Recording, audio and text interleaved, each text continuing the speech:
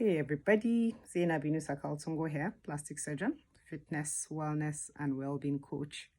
I'm talking to us today about empathy, compassion, and the need for us to learn to take into consideration the feelings of others, especially when those others are in the minority.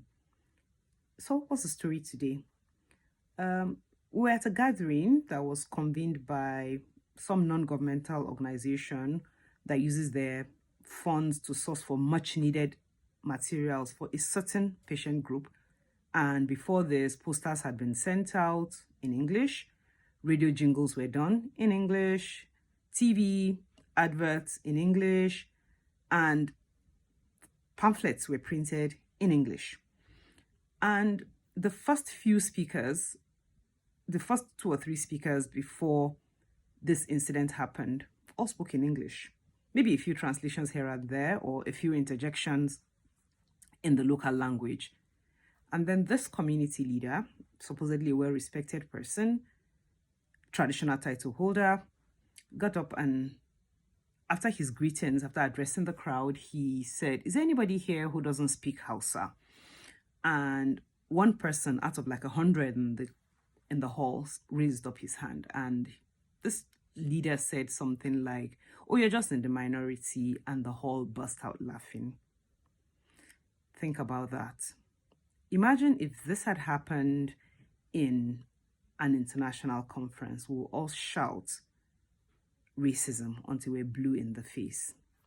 Flip the situation around. Imagine if this traditional ruler had been invited in English and went to the hometown of this minority person and expecting that he was going to understand what was going on, and then decided to speak in their local language. How would he feel?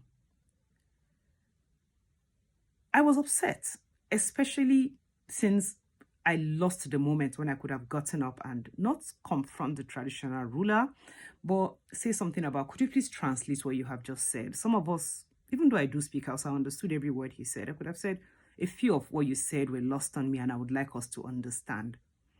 So in whatever way you can, stand up for others when you see their rights being trampled on, no matter how little.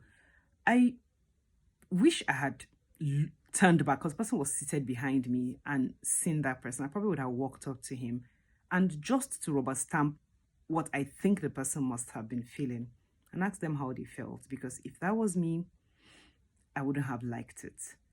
I've been the butt of jokes before that were meant to be, of course, I know how painful they can be sometimes, especially when you're in a crowd of like 100 and everybody burst out laughing at your minorness, your minority.